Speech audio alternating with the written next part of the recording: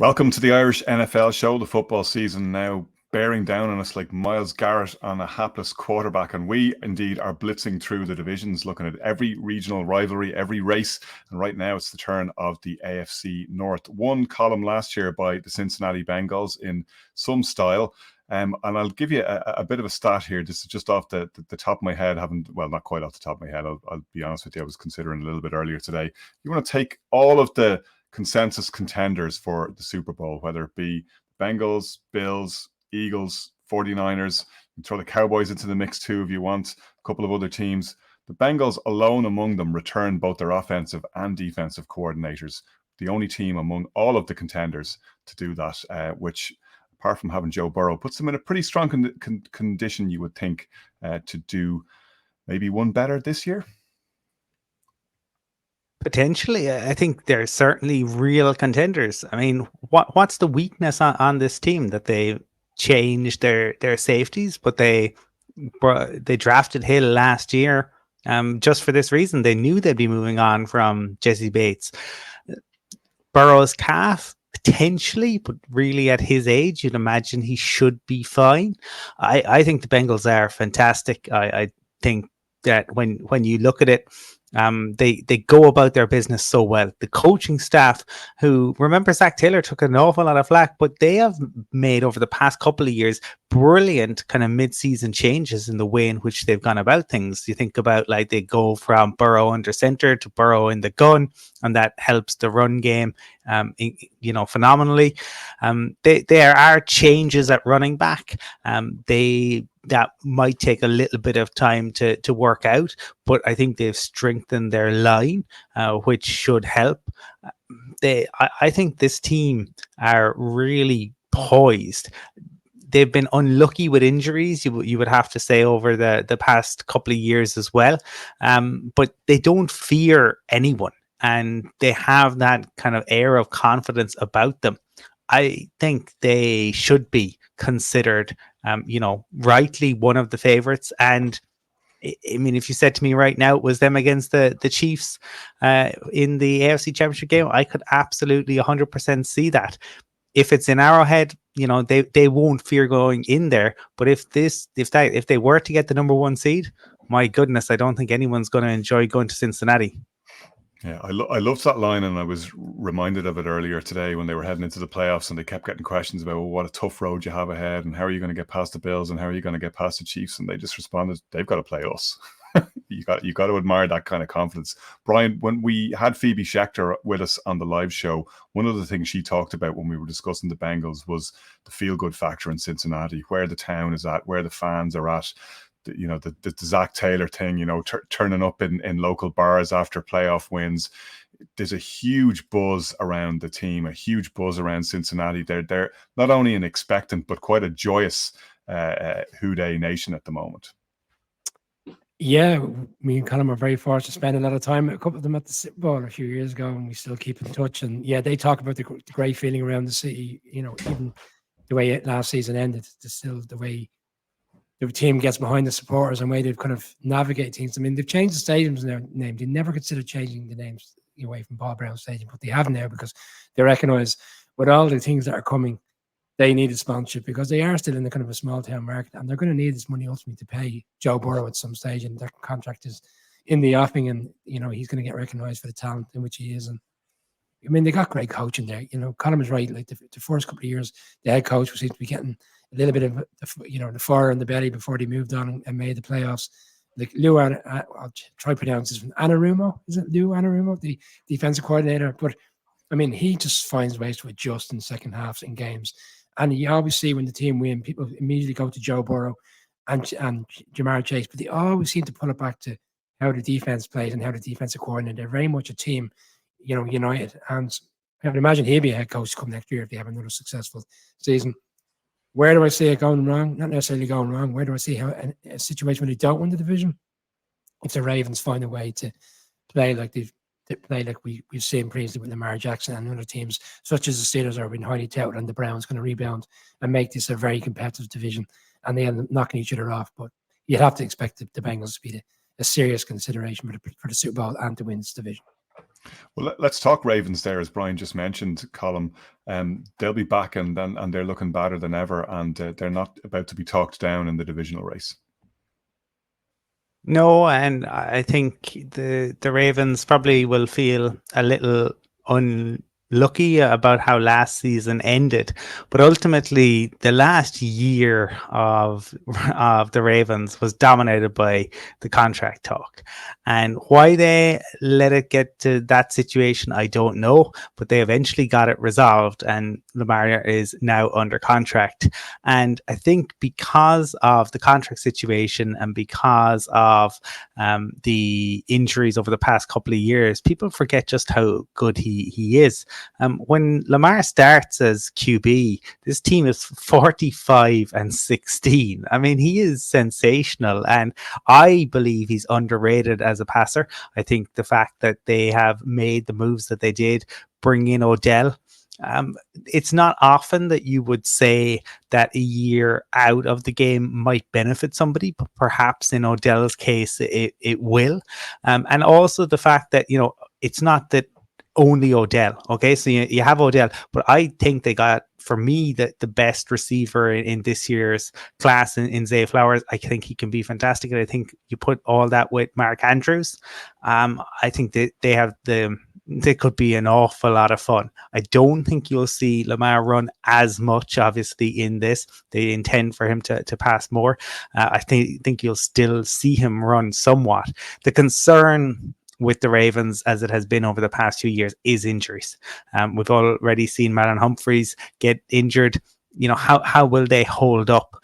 But they're very well coached. And I'm a huge believer in Lamar. I think he could well be a contender for MVP this season. Again, I think this division is going to be just an absolute bloodbath. A lot of focus on the change at offensive coordinator as well. The feeling that Greg Roman had maybe taken Lamar and taken that offense as far as it could go. And they're looking for something a little bit different this year. Lamar talking about how he's already loving the extra bit of responsibility that's being placed on his shoulders to read the defense and call things out at the line of scrimmage. And that seems to be fitting together quite well so far, but we'll see when the rubber hits the road, I guess, if that is going to give them the uplift that they were looking for. Yeah, I mean, look, the proof is always in the pudding itself, but I just think I've seen Lamar do it. I've seen him do it against Vic Fangio defenses. I think finally, the Ravens have woken up to what the Bengals, the Eagles, the Bills, and others have done in putting the talent around your QB. Brian, we talked about the feel-good story that is Cincinnati and the buzz that's around there. Cleveland, it's something of a feel-bad story if there was a team that other fans are rooting against, and indeed some of their former fans who deserted the team once they made that decision on Deshaun Watson. Deshaun Watson is, by compensation, the best quarterback in the league. If he produces anything shy of that, they've wasted their money. Well, what's the ultimate price on this contract? Do they have to win a Super Bowl? Is that what it has to be for them? Like, if they turn around the season and go deep into the playoffs, is that satisfactory? Will the owners accept that? I think they would. Like, let's not forget, this offensive line was the second best offensive line ranked in the NFL last season. We saw Jacoby Brissett play reasonably well and during a lot of games, and it didn't transpire in victories. And then Deshaun Watson comes in ultimately in week 11, hadn't played in 2 years. For me, we have to see the Deshaun Watson of old. And I know you touched on it recently. I think maybe it may have been at the live show where you suggested he wouldn't have the scrutiny in Houston that he will have now, but he's going to have that scrutiny forever and a day now, no matter how long he plays in the NFL, because of the off-field stuff. I think I'm high on them. I think they've done some nice things in the offseason. I think defensively in particular, I think they can run with any defense in the league in terms of being up there in the top defense. James Schwartz come in, who's been around the league. I think he can put this defense back together. Some nice additions in Tomlinson and Smith and the Vikings. Whilst they weren't great last year in their own way, are good players. Myles Garrett. There's a lot of compliments to this defense. And on offense, they've brought in, like, I'm really high on Cedric Tillman, third round pick. I think he fell down because of the nature of how many great wide receivers, and Colin touched on it there with the likes of Zay Flowers. I think he'll have a big season. I like the Elijah Moore trade with the Jets. I think they've done some nice things, but they're not a proper selection, with people, and rightly so because of the nature of what's gone on. But I think they're a team for me that are floating under the radar. Do you think that receiver room is strong enough though, just given the arsenal at the disposal of some of their other rivals within that conference? I mean, does Amari Cooper still have enough in the tank? Donovan Peoples-Jones still floating around there? It's not as intimidating as some of the wideouts that their rivals have. No, but ultimately I think it's on the quarterback now to get the best out of him. I think if he's playing well, this team will find ways to get all the wide receivers. I think it's a wide receiver by committee type team. There's no, like, Amari Cooper doesn't strike me as the standout number one receiver. I think if they're going to do it, it'll be very much everybody getting contribution. You're probably right. There's no standout guy. Like Peoples-Jones on his day is striking. He does a lot of nice things. Elijah Moore, kind of in a strange way, is probably wishing he never got that trade because he wanted to play with a great quarterback and he was outspoken in New York. He gets the trade and then they bring in Aaron Rodgers. I think Nick Chubb can take the pressure off this team. I think there's enough there for this team to be seriously challenging for a wildcard spot and potentially 3 teams coming out of this division. Okay, a team that I was thinking might be challenging for a wildcard spot, and we've had our back and forth on this, is the Steelers. Also a team which, when we're talking about exciting wide receivers, from what we've seen both towards the end of last season and in preseason play from the likes of Deontay Johnson and Pickens, is looking like there's something exciting building there. I know through the day job I've had some good contact with the Steelers over the last couple of months, and they're very excited about what they've got. And they have that ultimate bit of magic in the room in Mike Tomlin, who, as we know, has never produced a losing season, even in quite a considerable amount of adversity last year. Still managed to get them to 9-8. I know it's a tough division. Look, it's not going to be an easy one to come out of.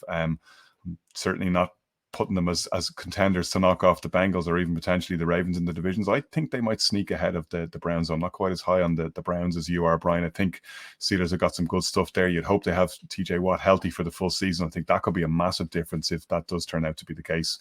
Look, I know health is a lottery for all teams and for all key players, but that was something that hamstrung them last year, even amidst what in the circumstances actually turned out to be quite a good season. So I'm kind of slinging the Steelers alongside the Dolphins, who I picked in our AFC East preview as a team that I think will be thereabouts for a wild card spot. I think they might lock that down. I think they might surprise a few people this year. A lot of excitement, certainly in Steeler Nation. We've got some good feedback on Twitter, certainly over the last week or two, based on what people have seen in preseason. I know all the listers in preseason does not necessarily turn out to be gold, but we shall see when the season gets underway. Any last words from the jury before we put a lid on the AFC North preview? I read a very good piece today where it said that Jimmy Garoppolo has played more football in the last 2 seasons than Lamar Jackson has. And ultimately for the Ravens, Lamar Jackson has to stay fit. Like, he's the driver now. The contract is gone. I'm going to say 3 teams come out of this division to make the playoffs. And obviously when we give our pick section next week on our socials, people will figure out who those 3 teams are. But I think there's enough quality in this division to see 3 teams come out, which isn't unusual. We've seen it in the past. We saw it last year in the NFC with the East. 3 teams for me. If people watched our tiers show, they'll think I don't think all is well within the Browns building, and it is 3 years.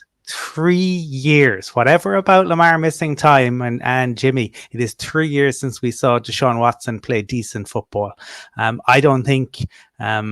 I think that's enormously significant, alongside everything else that goes with it, alongside everything that every fan base, every road game becomes a circus. I don't think that the Browns really assess this. No one else was prepared. Connor, you talked about him being the highest paid player in the league. No one else has gotten a contract like this. Think of the people who've signed contracts since. No one's gone next or near it. The Browns were the only ones willing to do this. It actually, brought the owners back together again, and we've seen some of the reaction to that.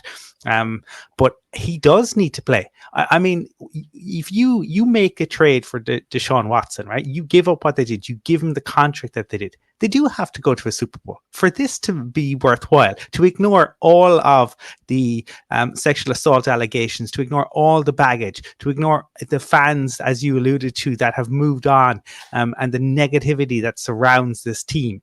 When you do have to go to a Super Bowl. And that has to be the expectation. Otherwise, what was the point in making him the highest paid player?